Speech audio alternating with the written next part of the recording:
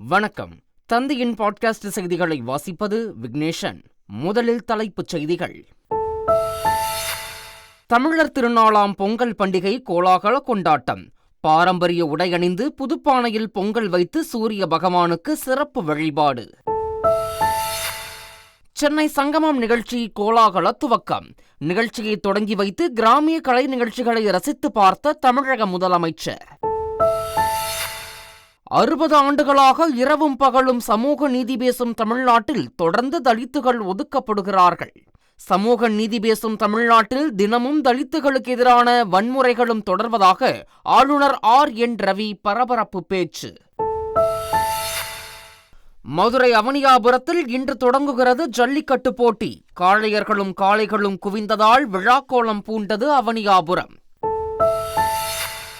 மகர விளக்கு பூஜை இன்று நடைபெறும் நிலையில் சபரிமலை ஐயப்பன் கோவிலில் அலைமோதும் பக்தர்கள் கூட்டம். சபரிமலை, பம்பை, நிலக்கல் உள்ளிட்ட இடங்களில் 5000த்திற்கும் மேற்பட்ட போலீசார் பாதுகாப்பு. 100 நாள் வேலை திட்ட ஊதிய நிலுவைத் தொகை நிதியை விடுவிக்க கோரி பிரதமர் மோடிக்கு முதல்வர் ஸ்டாலின் கடிதம். நிலுவையில் உள்ள 1056 கோடி ரூபாயை விடுவிக்க வலியுறுத்தல். அஜித் வாழ்க, விஜய் வாழ்க என்பதை தாண்டி நீங்கள் எப்போது வாழப்போகிறீர்கள் என்று ரசிகர்களுக்கு நடிகர் அஜித்குமார் கேள்வி. மற்றவர்கள் வாழ்க்கையை பற்றி நினைக்காமல் உங்கள் வாழ்க்கையை வாழ பாருங்கள் என்றும் அறிவுறுத்தல். உத்தரப்பிரதேச மாநிலம் பிரயாக்ராஜ் நகரில் புகழ்பெற்ற மகா கும்பமேளா கோலாகலமாக தொடங்கியது. வெளிநாடுகளைச் சேர்ந்த பக்தர்கள் உட்பட லட்சக்கணக்கானோர் பங்கேற்று புனித நீராடினர். தென் தமிழக கடலோர மாவட்டங்களில் கனமழைக்கு வாய்ப்பு. சென்னை மற்றும் புறநகர் பகுதிகளில் மிதமான மழை பெய்யும் எனவும் வானிலை ஆய்வு மையம் தகவல். இனி விரிவான செய்திகள். தமிழர் திருநாளாம் பொங்கல் பண்டிகை இன்று கோலாகலமாக கொண்டாடப்படுகிறது. பாரம்பரிய உடைகள் அணிந்த ஆண்களும் பெண்களும் புதுப்பானையில் பொங்கல் வைத்து சூரியனை வழிபட்டனர். பொங்கல் பொங்கி வந்தபோது பொங்கலோ பொங்கல் என குழந்தைகள் கோஷமிட்டு மகிழ்ச்சி அடைந்தனர். தமிழகம் மட்டுமின்றி நாடு முழுவதிலும் உள்ள தமிழர்கள் மற்றும் வெளிநாடுகளில் உள்ள தமிழர்கள் தங்கள் பாரம்பரிய வழக்கம் மாறாமல் வீடுகளில் பொங்கல் வைத்து வழிபாடு நடத்தினர். காணும் பொங்கலன்று சுற்றுலா தலங்களில் நெரிசல் ஏற்படும் என்பதால் மக்கள் கூடும் இடங்களில் போலீஸ் பாதுகாப்புக்கும் ஏற்பாடு செய்யப்பட்டுள்ளது. பொங்கல் திருநாளை ஒட்டி சென்னை சங்கமம் கலை நிகழ்ச்சியை முதல்வர் ஸ்டாலின் முரசு கொட்டி துவக்கி வைத்தார். கீழ்ப்பாக்கம் ஏகாம்பரேஸ்வரர் ஆலய திடலில் நடைபெற்ற விழாவில் நிகழ்த்தப்பட்ட கிராமிய கலை நிகழ்ச்சிகள் கண்களுக்கு விருந்து படைத்த நிலையில் அதனை முதல்வர் கண்டு ரசித்தார். நையாண்டி மேளம், கரகாட்டம், காவடி ஆட்டம், புரவியாட்டம் உள்ளிட்டவை கூடியிருந்தவர்களை ஆட்டம் போட வைத்தது. ஜல்லிக்கட்டு போட்டி இன்று தொடங்க உள்ளதால் மதுரை அவனியாபுரமே விழாக்கோலம் பூண்டுள்ளது. 1100 காளைகளுக்கு டோக்கன் வழங்கப்பட்டுள்ள நிலையில் நூற்றுக்கணக்கான மாடுபிடி வீரர்கள் போட்டிக்காக காத்திருக்கின்றனர். அதேபோல வெற்றி பெறும் காளைகளுக்கும் காளையர்களுக்கும் கொடுப்பதற்காக வாடிவாசல் அருகே பரிசுப் பொருட்கள் குவித்து வைக்கப்பட்டுள்ளன. காணும் பொங்கலை ஒட்டி சென்னையில் 17,500 போலீசார் பாதுகாப்பு பணியில் ஈடுபட உள்ளனர். காணும் பொங்கல் அன்று மெரினா, பெசநகர் உள்ளிட்ட கடற்கரைகளுக்கு ஆயிரக்கணக்கில் மக்கள் வருவார்கள் என எதிர்பார்க்கப்படுகிறது. மெரினாவில் குளிப்பதற்கு தடை விதிக்கப்பட்டு வேலி அமைக்கப்படுகிறது. மெரினா கடற்கரை சாலையில் 13 தற்காலிக கண்காணிப்பு கோபுரங்கள் அமைக்கப்படுகின்றன. டெல்லியில் மத்திய அமைச்சர் கிஷன் ரெட்டி இல்லத்தில் நடைபெற்ற மகர சங்கராந்தி மற்றும் பொங்கல் கொண்டாட்டத்தில் பிரதமர் மோடி பங்கேற்றார். அனைவருக்கும் மகிழ்ச்சி, ஆரோக்கியம் மற்றும் வளமான அறுவடை காலம் அமைய வாழ்த்துவதாக அவர் தெரிவித்துள்ளார். இந்த விழாவில் துளசி மாடத்திற்கு திலகமிட்டு பூஜை செய்து வழிபாடு மேற்கொண்ட பிரதமர் கோமாதாவிற்கு வஸ்திர தானம் அளித்து வணங்கினார். இதனைத் தொடர்ந்து குத்துவிளக்கேற்றி பொங்கல் மற்றும் மகர சங்கராந்தி விழாவை தொடங்கி வைத்த பிரதமர் அங்கு நடைபெற்ற கலாச்சார நிகழ்வையும் கண்டுகளித்தார். 100 நாள் வேலை திட்ட ஊதிய நிலுவைத் தொகையை வழங்க கோரி பிரதமர் மோடிக்கு முதல்வர் MK ஸ்டாலின் கடிதம் எழுதியுள்ளார். அதில் 100 நாள் வேலை திட்டத்தின் கீழ் கடினமாக உழைத்த தொழிலாளர்களுக்கு ஊதியத்திற்கான நிதி விடுவிப்பதில் ஏற்பட்ட தாமதம் ஆயிரக்கணக்கான குடும்பங்களுக்கு நிதி நெருக்கடியை ஏற்படுத்தியுள்ளது என்று தெரிவித்துள்ளார். இதுவரை நிலுவையில் உள்ள 1056 கோடி ரூபாய் ஊதிய நிலுவைத் தொகையை விடுவிக்குமாறு ஊரக வளர்ச்சி அமைச்சகத்திற்கு பிரதமர் அறிவுறுத்துமாறு கேட்டுக் கொண்டுள்ளார். எந்த ஒரு இந்தியர் தாக்கப்பட்டாலும் அவர்களை பாதுகாக்க அங்கு இருப்பேன் என எதிர்க்கட்சித் தலைவர் ராகுல் காந்தி தெரிவித்துள்ளார். டெல்லி சட்டப்பேரவை தேர்தலை ஒட்டி சீலம்பூர் பகுதியில் நடைபெற்ற பிரச்சார கூட்டத்தில் பங்கேற்று பேசிய ராகுல் காந்தி, இந்தியா என்பது ஒவ்வொரு இந்தியனுக்குமானது என்பதை அரசியல் சாசனத்தின் முதல் பக்கம் தெளிவாக கூறுவதாக தெரிவித்தார். அரசியல் சாசனத்தை ஒழிப்பதற்கு பாஜகவும் RSS அமைப்பும் பணியாற்றிக் கொண்டிருப்பதாகவும், நாட்டில் உள்ள மக்கள் ஒருவரை ஒருவர் சண்டையிட்டுக் கொள்வதற்கு பாஜக முயற்சி மேற்கொள்வதாகவும் குற்றம் சாட்டினார். ஜல்லிக்கட்டு போட்டிகளில் அதிக காளைகளை அடக்குபவர்களுக்கு அரசு வேலை என்ற உறுதிமொழியை தமிழக அரசு நிறைவேற்ற வேண்டும் என்று பாமக தலைவர் அன்புமணி ராமதாஸ் கோரிக்கை விடுத்துள்ளார். ஜல்லிக்கட்டு போட்டிகளில் அரசு சார்பிலும் அதிகாரத்தில் இருப்பவர்கள் சார்பிலும் வழங்கப்படும் பரிசுகளும் அவர்களுக்கு வாழ்வாதாரம் வழங்குபவையாக இருக்க வேண்டும் என்றும் அன்புமணி ராமதாஸ் தெரிவித்தார். புதிய குற்றவியல் சட்டங்கள் தொடர்பாக பொதுமக்கள் 15 நாட்களில் தங்களின் கருத்துக்களை தெரிவிக்கலாம் என்று நீதிபதி சத்யநாராயணன் தலைமையிலான ஒருநபர் குழு அறிவித்துள்ளது. புதிய குற்றவியல் சட்டங்களில் மாநில அளவில் பெயர் மாற்றம் உட்பட என்னென்ன திருத்தங்கள் வர வேண்டும் என்பதை ஆராய்ந்து தமிழக அரசுக்கு பரிந்துரை செய்ய ஓய்வு பெற்ற நீதிபதி சத்யநாராயணன் தலைமையில் ஒருநபர் குழுவினை அமைத்திட தமிழக முதல்வர் ஸ்டாலின் உத்தரவிட்டார். இக்குழு இந்த புதிய சட்டங்கள் குறித்து பல்வேறு தரப்பினருடன் ஆலோசித்து அறிக்கை அளிக்க உள்ளது. பொதுமக்கள் 15 நாட்களில் தங்களின் கருத்துக்களை தெரிவிக்கலாம் என்று சத்யநாராயணன் தலைமையிலான ஒருநபர் குழு அறிவித்துள்ளது. சமூக நீதி பேசும் தமிழகத்தில் இன்னும் சமூக ஏற்றத்தாழ்வுகள் ஒழிக்கப்படவில்லை என ஆளுநர் RN ரவி கூறியுள்ளார். ஓசூரில் நடைபெற்ற நிகழ்ச்சி ஒன்றில் பங்கேற்று பேசிய அவர், 60 ஆண்டுகளாக இரவும் பகலும் சமூக நீதி குறித்து பேசி வந்தாலும் தமிழ்நாட்டில் தலித்துகளுக்கு எதிரான வன்முறைகள் இன்னும் அதிகரித்து வருவதாக குற்றம் சாட்டியுள்ளார். சாதிய ஏற்றத்தாழ்வுகள் அதிகமாக இருப்பதாக குறிப்பிட்ட ஆளுநர் ரவி, சமூக நீதியை பாதுகாக்க வள்ளலாரை பின்பற்ற வேண்டும் என தெரிவித்தார். வள்ளலார் சனாதன தர்மத்தை மீட்டதாக கூறிய ஆளுநர், தமிழையும் சமஸ்கிருதத்தையும் அழிக்க நினைத்த ஆங்கிலேயரின் முயற்சியை வள்ளலார் தடுத்ததாக கூறியுள்ளார். பெரியாரை விமர்சனம் செய்துவிட்டு ஈரோட்டில் சீமான் எப்படி வாக்கு சேகரிக்க முடியும் என தமிழக காங்கிரஸ் தலைவர் செல்வ பெருந்தகை கேள்வி எழுப்பியுள்ளார்.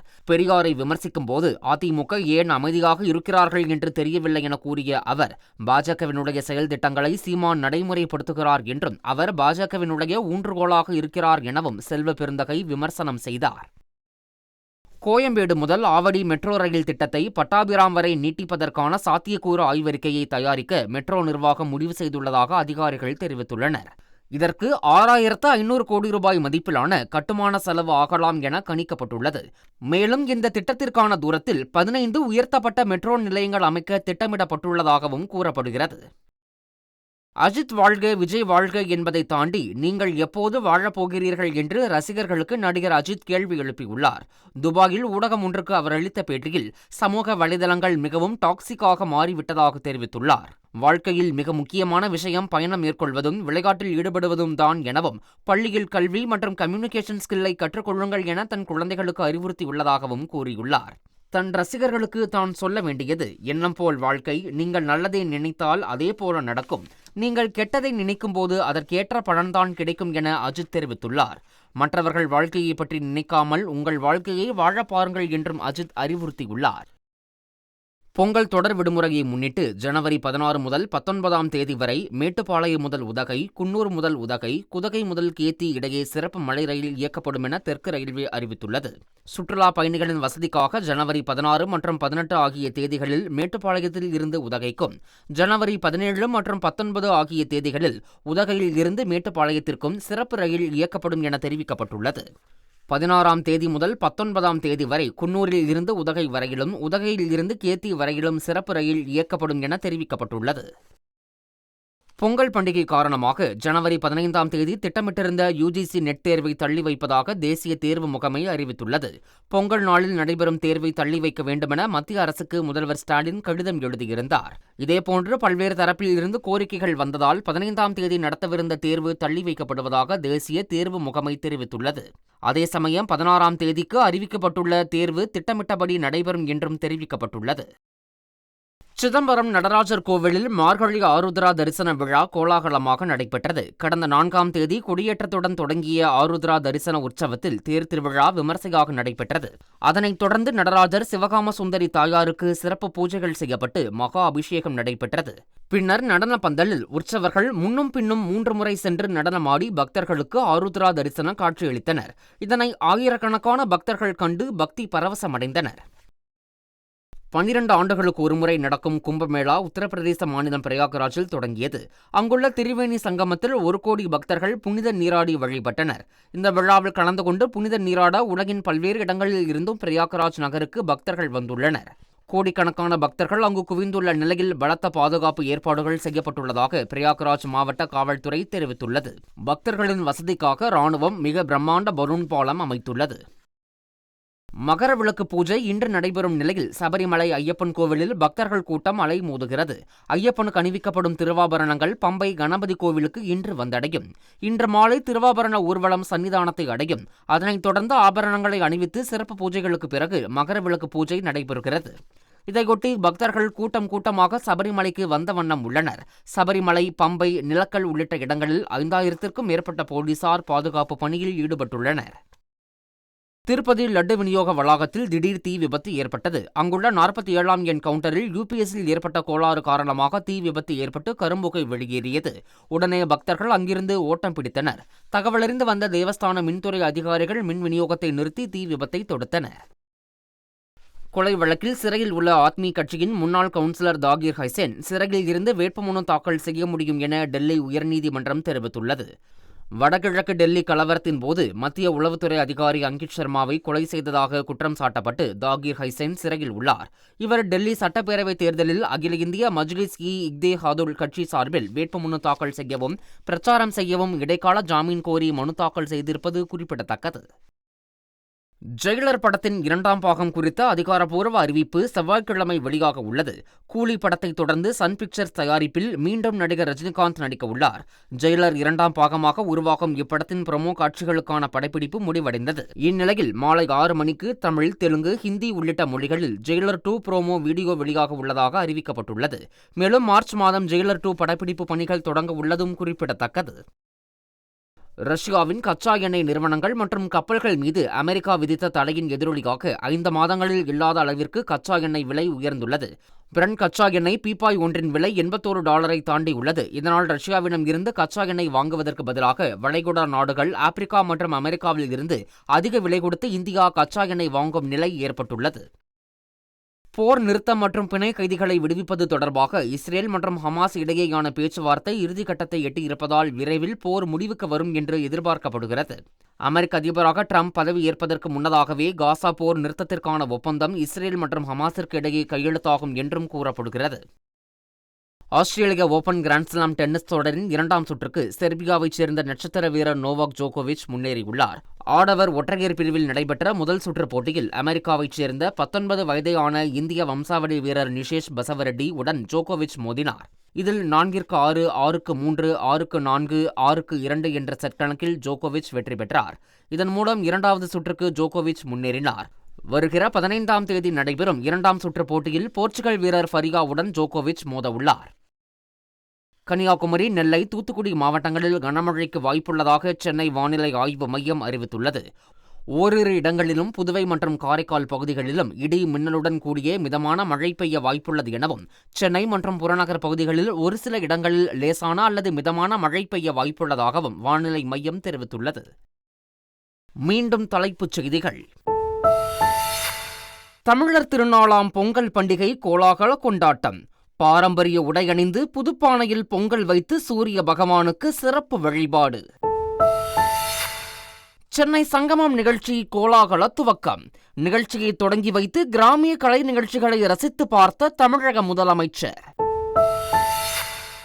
60 ஆண்டுகளாக இரவும் பகலும் சமூக நீதி பேசும் தமிழ்நாட்டில் தொடர்ந்து தலித்துகள் ஒதுக்கப்படுகிறார்கள்.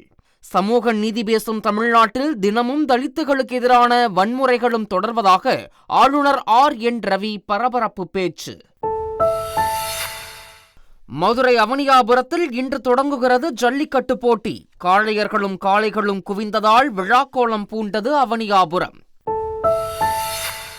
மகர விளக்கு பூஜை இன்று நடைபெறும் நிலையில் சபரிமலை ஐயப்பன் கோவிலில் அலைமோதும் பக்தர்கள் கூட்டம். சபரிமலை, பம்பை, நிலக்கல் உள்ளிட்ட இடங்களில் 5000த்திற்கும் மேற்பட்ட போலீசார் பாதுகாப்பு.